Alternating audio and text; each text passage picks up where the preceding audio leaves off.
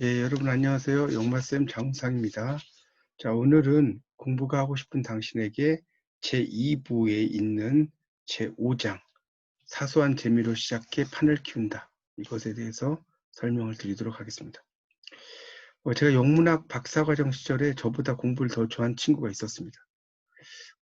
근데 그 친구는 이제 공부에 대한 열망이 무척 컸고 아주 무섭게 책을 파고들던 친구였어요. 그래서 서로 고민과 학업, 세상사에 대해서 이야기도 나누고 그랬었는데 나중에 이제 박사과정을 마치고 나서는 둘 다 막 강의 연구로 바빠서 자주 못 보다가 어렵게 나를 잡아서 만났습니다.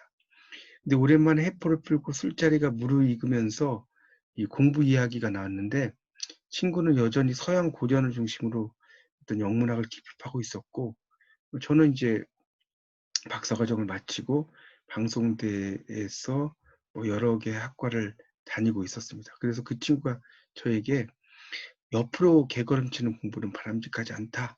박이부정이다. 이런 말을 하더라고요. 두루두루 공부하지만 정밀하지 못하다. 뭐 이런 뜻이겠죠.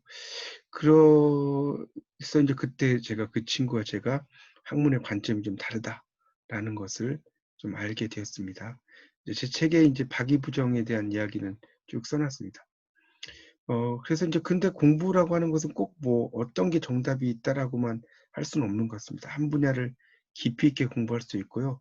두루두루 여러 분야를 공부할 수도 있고요. 근데 저는 이제 두루두루 여러 분야를 공부하는 것을 좋아하는 편입니다. 그러니까 이 공부라는 것은 계속해서 이제 여러 가지 내용들을 공부하는 거 이것들이 상당히 중요한 거라고 생각이 되고요. 저는 이제 공부라고 하는 것은 땅 따먹기와 비슷하다고 생각이 듭니다. 어렸을 때 이제 우리가 땅 따먹기를 많이 했죠. 바닥에 금을 긋고 자기의 한 뼘 정도의 땅을 갖고 시작을 하다가 점점 자기 영역을 확보해 가는. 그러니까 그게 공부가 아닌가 그런 생각이 듭니다. 그러니까 공부라는 것은 점점 내 영역을 키워나가는 공부. 이런 것들이 공부에서 상당히 좀 중요한 내용이다라고 볼 수가 있겠죠. 그런 내용을 쭉 했고요. 그래서 이제, 우리가 아무리 이제 개걸음을 치는 옆으로 가는 공부라고 하지만 그것도 상당히 또 중요한 내용이라고 볼 수가 있겠습니다. 그래서 이제 제가 이 책의 마지막 부분에 이제 이런 식으로 책의 내용을 마무리를 했는데요. 한마디 더 하자면, 공부는 깊고 정밀하든 다양하고 넓든 모두 대충 하라는 것은 아니다. 모든 공부는 어렵고 힘들기 때문에 근면해야 하고 애써야 성과가 있다. 나 자신을 위한 공부일수록 포기하기 쉽다. 어떤 연유로 시작하든 책의 첫 장을 폈으면 마지막 장을 덮을 때까지 매진했을 때 진정한 공부의 즐거움을 깨닫는다. 학창 시절에 수학의 정석은 방정식과 부등식까지, 성문 종합영어는 제1장 동사의 종류부터 제6장 조동사까지, 토익은 문법편까지는 밑줄이 빼곡한데 독해편부터는 손이 베일 정도로 깨끗한 책을 가진 경험이 대부분 있을 것이다.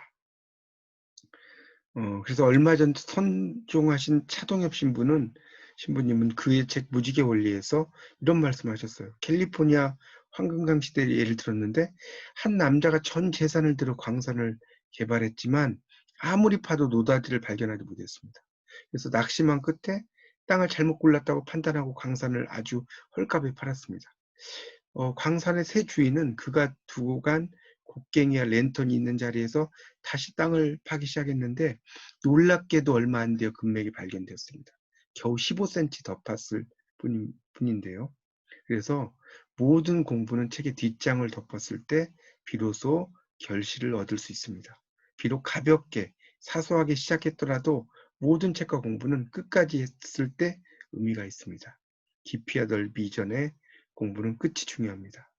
그렇게 결실 맺기를 반복해 나가다 보면 넓어지고 깊어지는 그런 경지까지 이르게 될 것이다 라고 하면서 이 책의 장을 마쳤습니다. 여러분도 공부를 시작할 때는 처음에는 사소한 재미로 시작하시다가 점점 자기의 영역을 땅 따먹기처럼 넓혀 나가시기 바랍니다. 예, 지금까지 들어주셔서 감사합니다. 이상 영마쌤 정상이었습니다.